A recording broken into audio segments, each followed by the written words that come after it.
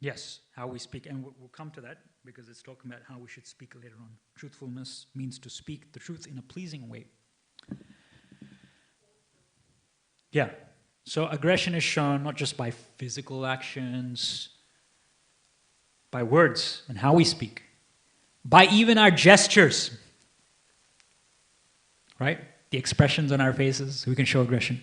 But Shastra says that the most significant form of aggression is shown when one has something of great value and doesn't share it with other people. This is the greatest form of aggression. Let's say if someone is suffering from a great, terrible disease, and you have the cure, and you know people are suffering, and you keep it to yourself, and you don't go out and give them the medicine. So isn't that aggression? Right? This, the Shastra explains, Srila Prabhupada explains in his purports, this is the greatest form of aggression. To have Krishna conscious knowledge and to not share it with others. In this way, we're showing aggression to the soul, other people's soul. And if we don't share it with others, then according to Ishopanishad, we are Atmaha. We are killers of the soul. Actually, the soul cannot be killed. But by denying the soul, your own soul, and the souls of others, the opportunity to practice Krishna consciousness, to actually genuinely be happy in spiritual life, this is the greatest form of aggression. This is the greatest form of violence. So again, it means that the greatest charity is to give up all aggression towards others and share with them as much as we know about Krishna consciousness. We don't have to be great acharyas, some great traveling preachers or anything like that. We can just be ordinary people, even if you're at the back of the temple, cleaning the pots. That itself will give you certain realizations in Krishna consciousness. That itself may give you a certain feeling of fulfillment and satisfaction. So you can go out and share this with other people. Hey, I was just cleaning the pots in the temple, and I felt great contentment and happiness. And give other people the faith. And then they can also take their baby steps to come and to serve Krishna in some way, according to their capacity. Okay, so this is the greatest way that we show aggression, to deny others and ourselves the opportunity to advance in Krishna consciousness. Srila Prabhupada is known to have said that you cannot blame anyone for your lack of advancement in Krishna consciousness. Isn't that a tendency in all of us? We tend to put the blame on other people. I couldn't, come to Mangalarti this morning because of such and such a person was there, and I don't like such and such person. I don't get along with them, right? Or this service I cannot do because such and such devotee didn't ask me to do it, right? So the tendency of the conditioned soul is to put the blame on someone else. And if it's not someone else, it may be a situation. Today's rainy, it's too cold, it's not the right time of the day, it's not the right condition, my mind is not in the proper mood. So we tend to shift the blame to another person or another situation. But Prabhupada says we cannot blame anything or anyone for our lack of advancement in Krishna consciousness. Only we are to blame, and only ultimately we'll be accountable. We have the free will. We have all the facility. Bhakti Yoga is the only yoga system where advancement happens in the association of others. Isn't it? Like if you're practicing Jnana Yoga or Ashtanga Yoga, what does it say in the 6th chapter of the Bhagavad Gita? The yogi should renounce society, should go to the forest, be celibate, wear clothes made of deer skin, tree bark, sit in a secluded place, just focusing on his ingoing, outgoing breath. So advancement happens on an individual platform. But we see the ramifications of that. What happened to Bharat Maharaj when he went to the forest? When he was by himself? He became attached to the deer. There was no association that he had to stop him. Dear Bharat Maharaj, he's a great exalted devotee. Still, it shows us that because no one was there to tell him, hey, you're getting a little too attached to the deer. You're losing track of your sadhana. You're losing track of the focus as to why you're in the forest in the first place, to get away from all material attachments. So no one was there. So we saw what happened as a result. But real wealth means having a lot of guidance in Krishna consciousness. One is considered to be wealthy in bhakti if one has a lot of guidance in Krishna consciousness. All right, so that's the wealth of Krishna consciousness. So renunciation of lust is understood to be real austerity. Krishna says in the Bhagavad Gita that lust is the all-devouring sinful enemy, eternal enemy of the soul. What does it mean by lust? Any ideas what lust means in the context of Krishna consciousness?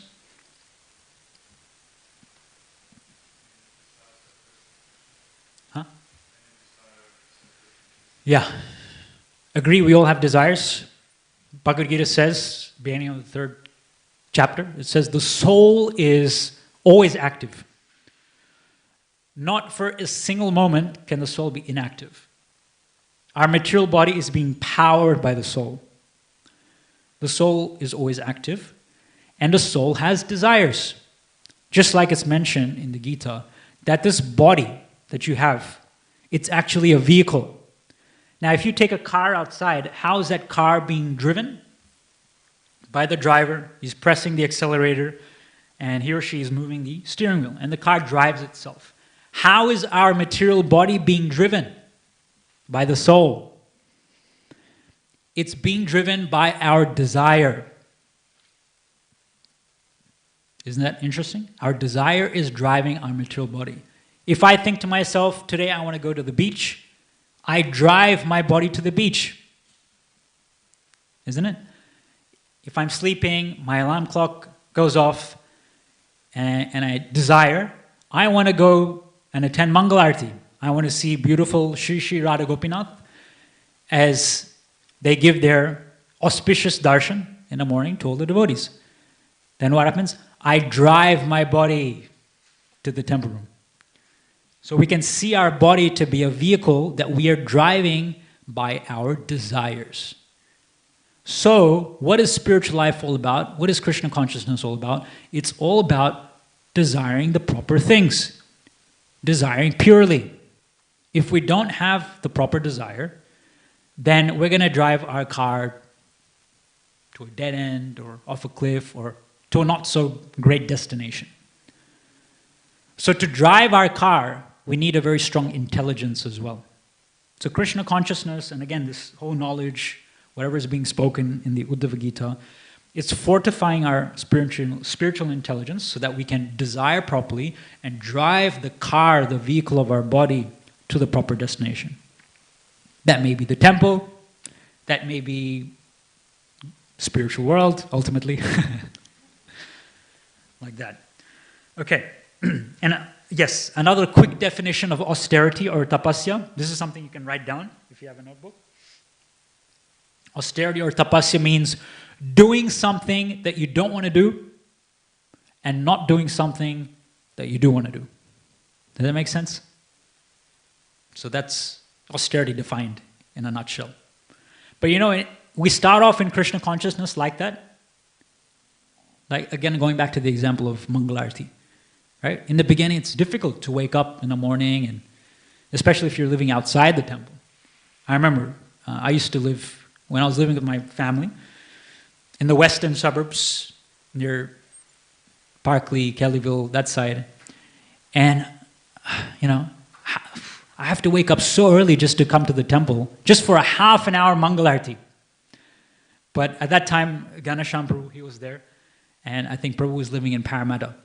So he would leave his house, I don't know when he would leave, maybe 2:30, something like that in the morning, and he would go around picking up 3-4 other devotees in different places in Sydney. I remember he would come and pick me up around just after 3 o'clock. Right, so just imagine what time he was waking up. Right? So you pick me up, and we'll go to the houses of maybe 2 other people, and we'll all drive to the temple for Mangalarti.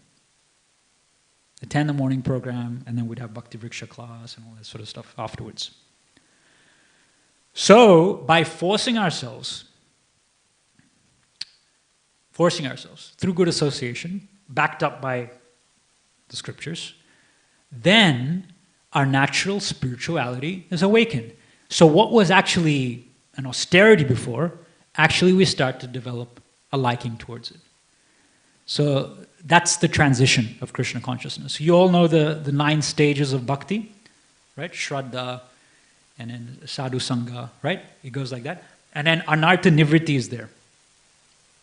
And anartha nivritti is that stage which takes quite a bit of time. Anartha nivritti means completely eradicating all the negative things, all the negative habits, past thoughts, bad desires, everything from your consciousness. And completely purifying. It's like a detox.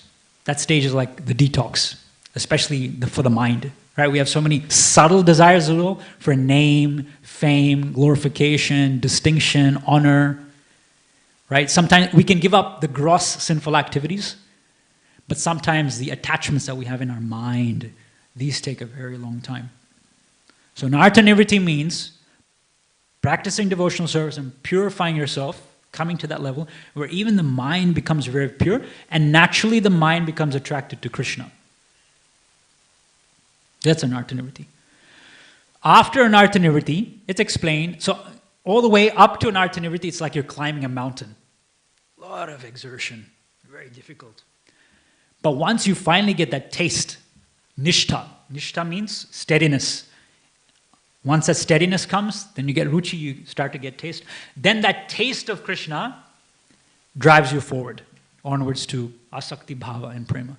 So things become, relatively speaking, things become a lot easier in Krishna consciousness. So Krishna consciousness no longer becomes an austerity. Actually, Srila Prabhupada is known to have said that Krishna consciousness is all recreation.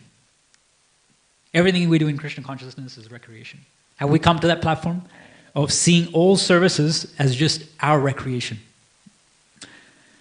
Right? Everything we do. The standard of happiness, according to Chaitanya Charitamrita, this is the prayers of Sri Chaitanya Mahaprabhu, who is coming in the mood of Srimati Radharani. So this is how the topmost servitor of Sri Krishna, Srimati Radharani, she's thinking. She's thinking that if my distress brings Krishna happiness, then I consider my distress to be the highest source of happiness for me. So that is the standard of happiness for bhakta. If my unhappiness, if I'm doing something is bringing me great trouble, unhappiness, but it's giving Krishna pleasure, then I consider that activity to be the greatest and very source of my own happiness. This is the mood of Krishna's topmost servant, and we are trying to aspire to follow in her footsteps. Real heroism is to conquer one's natural tendency to enjoy material life. And reality is seeing the Supreme Personality of Godhead everywhere. In this regard, I'll give 2 points. Srimad Bhagavatam, later on in the 11th canto, Lord Krishna explains a process by which we can see Krishna everywhere. This is a meditation that you can all do. And that is to see Krishna within everyone's hearts. Why is our own body dear to us? Have you gone through this analysis? This is there, I think it's in the very beginning of the 10th canto or at the end of the 9th canto. Why is our body dear to us? Because our soul is inside our body. Why is our soul dear to us? Because Krishna is the soul of our soul. Our soul exists only because Krishna as the super soul is there along with the soul. Our soul has no separate existence apart from Krishna, just as the sunshine has no separate existence apart from the sun. Right? So, one meditation you can do is to actually visualize. And it's actually not a visualization because it's actually reality. You can actually visualize Gopinath. So have a good darshan of Gopinath, see how he's looking, and then visualize Gopinath as seated within everyone's heart. So your worshipful deity, Sri Sri Radha Gopinath, visualize them as being seated within everyone's heart. The more perfect you become at this realization, you'll see that your bad qualities, envy, hatred, anger, whatever, that you may have towards others, these will subside. Because you'll see that same person that I'm worshipping, that I'm trying to develop a loving service attitude for, he's seated in everyone's hearts. So why should I become angry at such a person? Another technique, this is given by one of the acharyas, and it's mentioned in the purports of the 11th canto. I mentioned this towards the end of one of the Bhagavatam classes. You know the pantheists that Srila Prabhupada talks about? Or the impersonalists? Or those who are new to God consciousness. Those who cannot perceive God as having a form. So they see everything within nature and they relate that to God. Right? So the standard examples are seeing the sun and the moon as God's eyes. Right? Seeing the mountains, the great big mountains, as God's bones in his body. Seeing the rivers as the arteries and the veins. Seeing the trees as the hairs on the body of God. Similarly, the earth, the ground, is compared to the souls of the lotus feet of Krishna in the same way. Now, all living entities are living on the earth. They have their 2 feet or 4 feet or 6 feet or 8 feet, however many feet they have according to what species of life they are. But everyone is situated on the ground, bhumi, on earth, on prithvi. Therefore, one can meditate that all living entities are taking shelter of the lotus feet of Krishna. Therefore, why should I have hatred or anger or envy or malice against anyone? All living entities, even if they don't believe in Krishna, they're all taking shelter of Krishna's lotus feet, which is compared to the earth. So try these 2 meditations. You can try them. Something practical. Okay? So, yes. Truthfulness means to speak the truth in a pleasing way. Yes, so on that point, I just wanted to say that the doctor gives the medicine, right? And that's a good thing. But how he gives the medicine is also important. Right? So, yes, another analogy which sort of I was thinking of is just like when parents, they want to give their children medicine, they don't just pop the pill into the child's mouth. Right? What do? Sometimes, we see at least, that they hide the medicine in some candy and they give it, or they'll put it on a spoon, again, hidden in something, and they'll pretend it's an airplane or something and put it in the child's mouth. So in the same way, the Guru, and even us, when we're preaching Krishna consciousness, how we give Krishna consciousness to others also matters. You can't just go up to someone on the street and just say, Sarva dharman parityaja mam ekam sharanam vrajam. Surrender to Krishna, otherwise you're sinful, you're going to hell, you're going to get an animal body in your next life. This is true. What you're saying is true. You are giving them the medicine. But you're not mature enough to give the medicine in the proper way. So you have to have that intelligence as well. Someone may have attachments. Okay, fine, you sympathize with them, but then you still give them the medicine in the proper way. So that's a maturity in Krishna consciousness, especially when it comes to preaching. Yes, as declared by the... So truthfulness means to speak the truth in a pleasing way as declared by the great sages. 10 minutes, okay. Cleanliness is detachment in fruitive activities. So does everyone know the 2 types of cleanliness that Prabhupada talks about? External cleanliness, internal cleanliness. What is external cleanliness? Yes, cleaning the external body, which is necessary. In the deity department, when you go there, you'll see a sign. It says, cleanliness is next to godliness. Prabhupada actually said, cleanliness is godliness. And you'll see a picture of there on that sign with Chaitanya Mahaprabhu cleaning the Gundicha temple there. So yes, we have to clean our body, we have to clean the temple, our house. All this is external cleanliness. But internal cleanliness is most vital. One of the lines which a book distributor, I was seeing some videos of book distribution, and one of the lines that the book distributor was using to people was that he was saying that, every day we're waking up, we're cleaning our body, we're cleaning our teeth, we're taking care of our body, and we're cleaning our body very nicely. But are we cleaning our mind? Is society teaching us to clean our mind? No. Is it emphasizing it? No, not so much. So internal cleanliness comes by the attentive chanting of the Hare Krishna mantra. I'll give you something practical, again, something that you can try to apply. Perhaps we're always experiencing situations where we know Prabhupada tells us to focus on Krishna 24 hours a day, to always chant the Hare Krishna Maha Mantra 24 hours a day. We always have to be Krishna consciousness. And the more we can focus and fix our mind on Krishna, the more quickly our chitta, our consciousness will become purified. Now, our mind is always bringing past conditionings, images, sinful thoughts, material attachments, our mind is just being bombarded by it. So here is a practical thing that you can perform to counteract that. Because we don't want to give Patanjali as an authority, but in this particular instance, I'll just state what he says. He says that if something comes to your mind, and you don't want that thing to come to your mind, immediately replace it with another thought, a counteracting thought. Okay, so now we can use this in Krishna's service. What he said, we can apply this in a Krishna conscious context.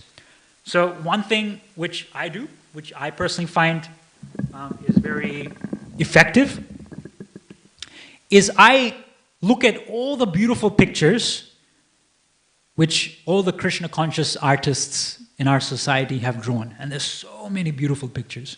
And I'm sure all of you have your own favorite pictures from the Krishna art collection, from ISKCON's BBT.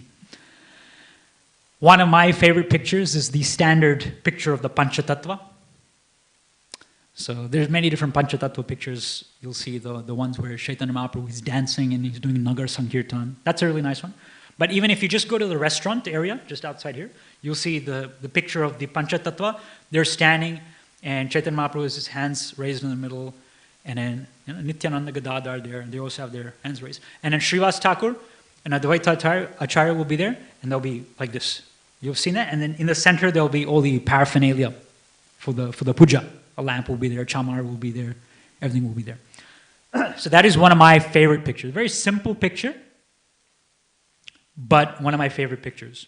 Every time I chant the Panchatattva mantra, Maha Mantra, like when I'm chanting my 16 rounds, right? We chant the Panchatattva mantra. Every time I chant the names of each one of the Panchatattva, I bring my mind to focus on each one of them as I'm saying their names. And what you can do is you choose your favorite picture and you study that picture in great detail. Look at the colors, memorize the colors. Look at the positions of the hands of Krishna or Chaitanya Mahaprabhu, whoever is in that picture. Memorize the like if they're wearing a dhoti or a sari, memorize the exact folds of the cloth. You can go into tremendous detail in memorizing that picture. This is smaran. Vishnu smaran. This is a form of devotional service to Krishna. So I have tried to do this with that Panchatattva picture. And specifically, I have memorized the position of the feet of each one of the Panchatattva. Right? So I've looked at that picture and I've memorized, okay, Chaitanya Mahaprabhu's feet, that's how they are. Nityananda Prabhu's feet, that's how they are. Right? And Prabhupada says we should always take shelter of the lotus feet of Krishna. So every time a thought comes to my mind, which I don't want, immediately, you can train yourself to do this. using what Patanjali said. Attempting, it's slowly starting to work, and it can work for you as well. You have to train yourself. What I do is, when a thought comes, immediately I visualize, for example, the lotus feet of Nityananda, and I visualize myself running, diving, embracing, and taking shelter of lotus feet of Lord Nityananda. So I visualize myself doing that because I've studied the picture to a great amount of detail, so I can do that. So I'm running, diving, and I'm embracing, tightly holding on to the lotus feet of Nityananda, whoever it may be, whoever comes to mind. It might be Advaita, it might be Gadadhar. I know their feet, so I just go and I just dive and I just... And as I'm embracing them, I'm chanting, Nityananda, Nityananda, Nityananda, Gauranga, Gauranga, Gauranga, like that. And this is a very practical way that you can try yourself, and it really helps you to become Krishna conscious, especially in those times when you're being harassed and attacked by the mind, by your past impressions and all that sort of stuff. So you can try that yourself. That's a cleanliness of the mind. That's a practical application of the cleanliness of the mind. The true desirable wealth for human beings is religiousness, and I, the Supreme Personality of Godhead, am sacrifice. Religious remuneration is devotion to the Acharya with the purpose of acquiring spiritual instructions. Okay, so devotion means service to the Acharya to get spiritual instructions. My mother, she was, and not just her, but whenever someone takes initiation or takes shelter of a spiritual master, I always tell them, go and get some specific instructions from your spiritual master. Of course, we have the general instructions, chant 16 rounds, follow 4 principles, like that, read Prabhupada's books. But it is very good for you as someone practicing Krishna consciousness to get some specific instructions for yourself. And you can take these instructions to your heart and soul, and you can meditate on them. Now, in the Bhagavatam, it's mentioned that Krishna says, one should not go to the holy place just to take a bath. The real purpose of going to a holy place is to associate with the saintly persons who reside there, to render them service. Is it enough just to render service to someone? Gita says, Krishna says, Tad vidhi pranipatena pariprashnena sevaya upadekshanti kitya jnanam jnanana sato darshana. So tad vidhi pranipatena, so go and render service to them and offer your obeisances. What is the natural result of that? Pariprashnena. Then you're qualified to ask them questions. By your humble service attitude, such persons, of course, it's not dependent on that, they're not depending on that, but still, they'll be more inclined to reveal their realizations to you and answer your questions so that you yourself can advance in Krishna consciousness. So real intelligence in Krishna consciousness means to serve the Vaishnavas. It means to serve the devotees. And by that, their association, they become inclined to share their realizations with you so that you can advance as well. So always have that attitude of serving the devotees. And again, and I'll finish in a few minutes, but I'll just say that that's another way that you can combat your false ego. What is real ego?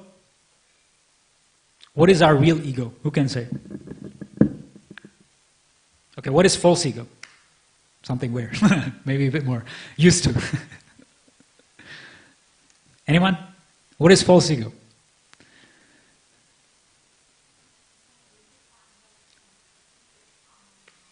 Say it again.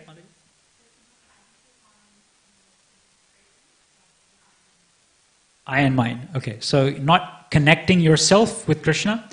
Instead of that, you're seeing yourself as being separate and independent from Krishna, which is not possible. So what is a real ego? Then, based on that logic, yeah, you're the servant of Krishna. And that is mentioned, right? Sri Chaitanya Mahaprabhu says, I only identify myself. I only identify myself as Gopi Bhartur Padakamayor Das Das Anudas, as a servant of the servant of the servant of Krishna, lotus feet of Krishna, who is the maintainer of the gopis. Lord Chaitanya Mahaprabhu only identifies himself as that. So therefore, we should also identify ourselves as that as well. So therefore, one thing which I say again, something practical, is everyone knows about affirmations. Especially in the yoga world, we have these affirmations. I know one devotee, not such a seriously practicing devotee, used to come to the temple a long time ago, maybe 8-9 years back. And he used to come and attend the morning program, Bhagavatam class, this, that, chant some rounds. And I remember he even came out on book distribution with us sometimes as well.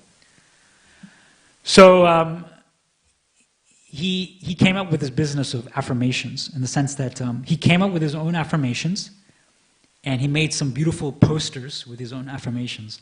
And he used to travel all around Australia selling these affirmations to people.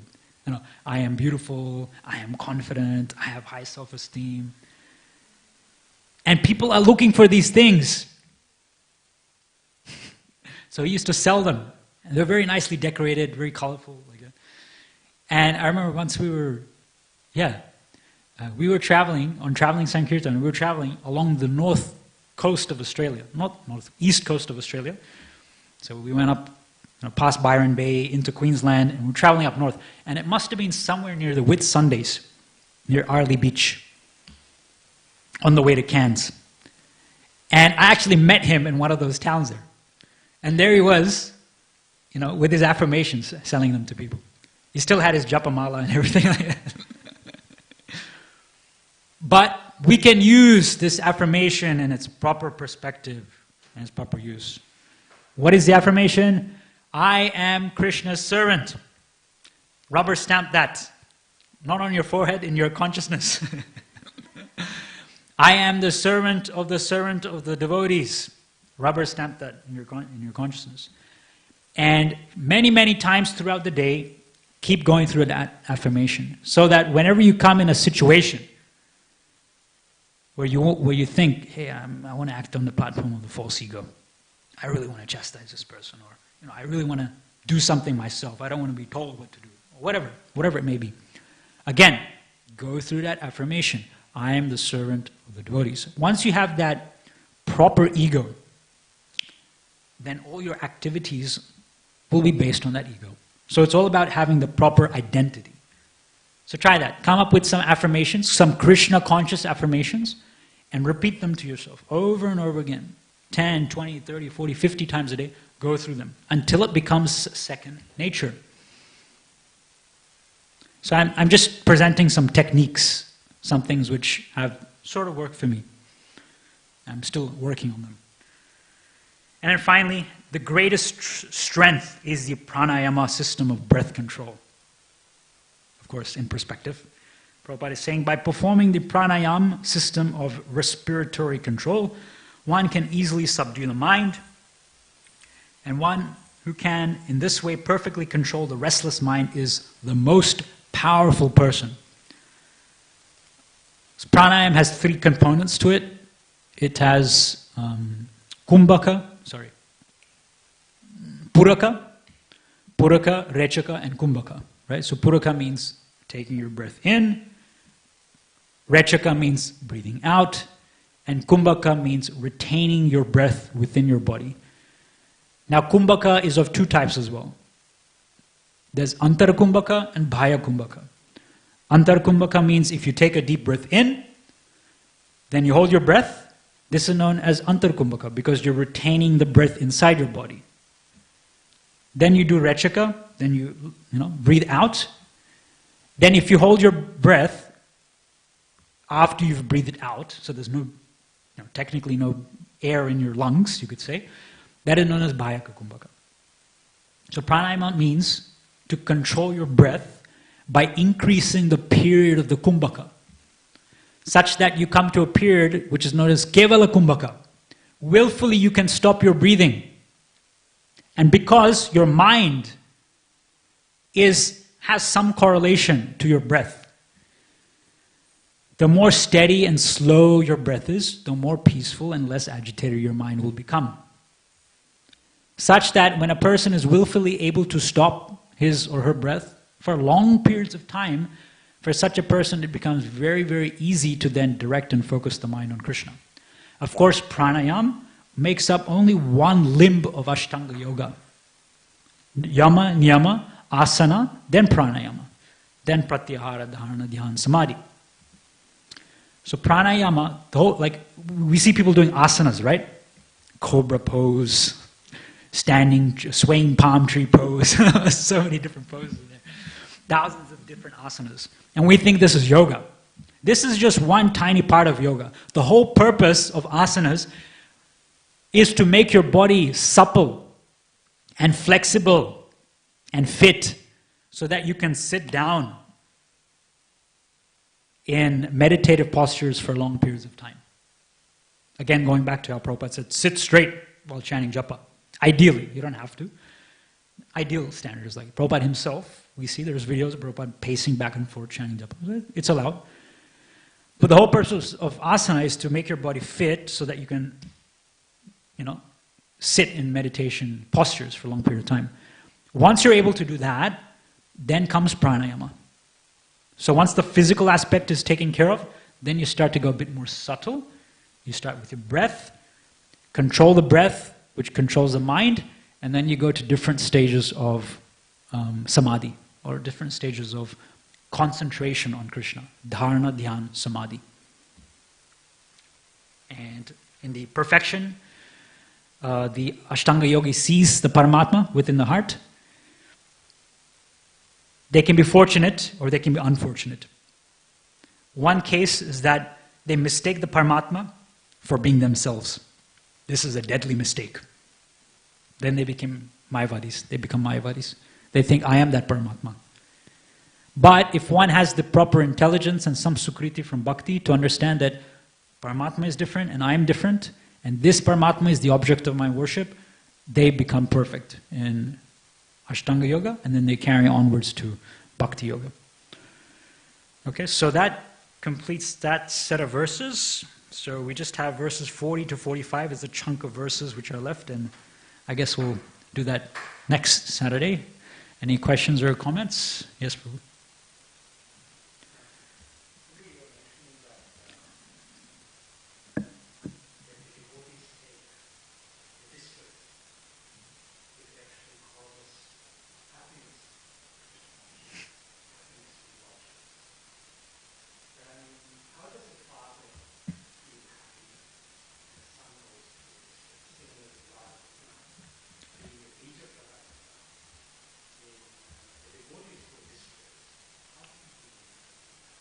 It's like this. It's like, let's say you're sick, okay? And whenever you take some medicine, it feels really bitter. And your mother is giving you the medicine. And she's seeing that whenever she gives you the medicine, that your face is getting all contorted and you don't like the taste of it and you're going through a lot of agony, right? Now, she continues to give you the medicine. Why? Yeah. So, same way. Why? Because we're conditioned. Because we think we are the center of enjoyment. We should be happy. In the beginning stages, when we practice devotional service, we don't want to face that austerity. But the austerity itself is the medicine. Devotional service itself is the medicine. Syat Krishna Nama Charitat. What is it? Verse 7. Nectar of instruction. By chanting the name of Krishna regularly, right, the disease of ignorance is destroyed at its root. But for such a person with hepatitis, right, taking the sugar candy feels it as bitter. So the reason why we feel it as austerity is because we're diseased. But the only remedy to get over the disease is to continue practicing devotional service. So the mother, when giving that medicine to the child, she actually doesn't feel any distress because she knows that if I keep doing this, the child will get better. Does that make sense? Yeah. So it's actually not austerity. It's only austerity because we're conditioned. Whereas the eternal function of the soul, there's unlimited numbers of souls in the spiritual world which are very blissfully engaged in the service of Krishna. Why do we feel distressed? Because we're conditioned. The remedy is to continue serving Krishna. Anything else?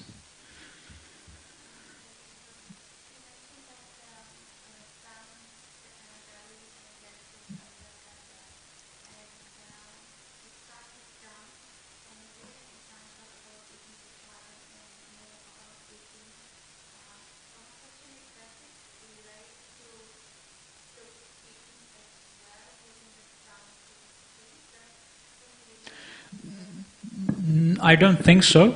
These are the two functions of the tongue. One is speaking, one is tasting and eating.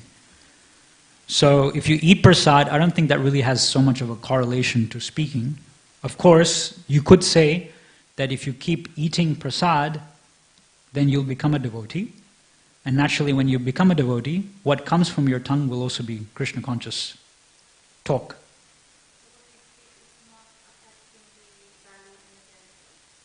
No. Prabhupada usually says that in terms of eating.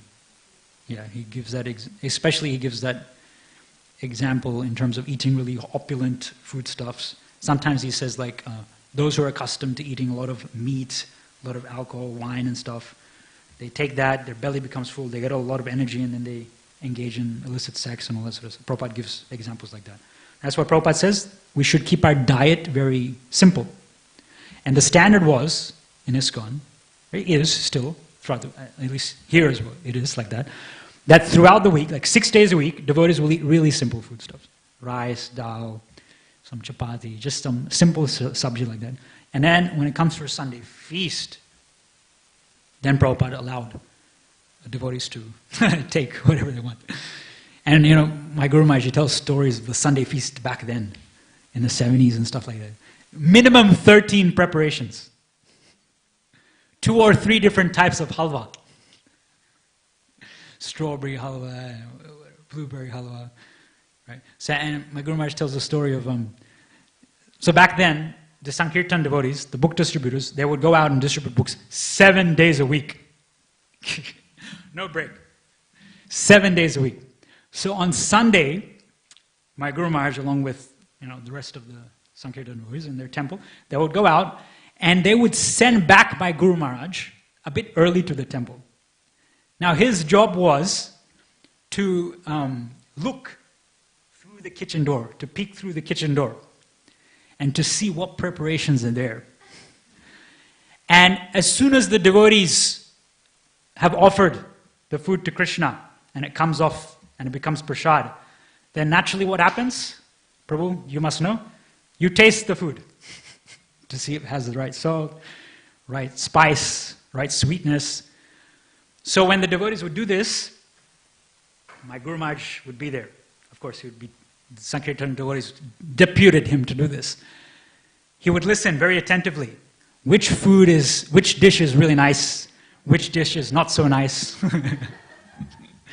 Right? So he would hear very carefully. And then the Sankirtan devotees would come back from a long day of book distribution. They would sit down on the floor and the plates would be there. And then the servers would come. And then automatically they knew, because my Guru Maharaj had told them, the server would say, "Can I serve you this?" And they would say, No, we don't want this. But how do you know? You haven't even tasted it. No, we don't want this. And then someone else would say, bring us some halwa or whatever. Yes, bring us this. So, yeah, so prasad, I don't know why I said that. Yeah, prasad. So, yes, so prasad is the medicine. But yeah, so it's not, the speech I don't think is directly related, but Prabhupada uses that example of the 3 udara, pashto, vacha, jiva, tongue, belly, genitals, in terms of what you eat. Prabhupada uses that example.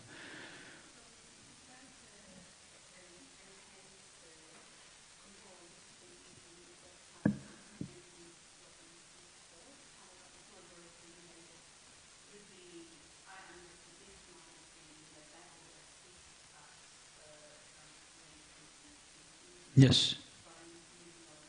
Yeah. Yeah. Yes, that's true. So what we eat, a reason for that is because what we eat affects our consciousness, and whatever is there in our consciousness, in our mind, will be shown by how we speak as well. And Prabhupada uses that verse. He says, Ahar Shuddhau Sattva Shuddhi. Sattva Shuddhi Dhruva Smriti Smriti Lambe Sarva Granthinam Vipramoksha. This is a verse that Srila Prabhupada quotes in the Bhagavad Gita in his purpose. He says, Ahar Shuddhau. When what you eat is in the mode of goodness, then Sattva Shuddhi. Then what happens? Then your mind comes to the mode of goodness. Sattva Shuddhi Dhruva Smriti. When your mind is in the mode of goodness, then your intelligence, Dhruva Smriti, it becomes, and your memory becomes very sharpened. And when your intelligence is fortified, then one can start to think about Vipramoksha, about working towards liberation. But that particular verse that Prabhupada quotes starts from Ahara Shuddha, starts from what we eat. Specifically, I believe Prabhupada there is talking about milk and milk products. This is the superfood, which is in the mode of goodness, the cow's milk. Okay, we'll finish here. Thank you very much. Grantaraj Srimad Bhagavatam ki jai, Srila Prabhupada ki jai.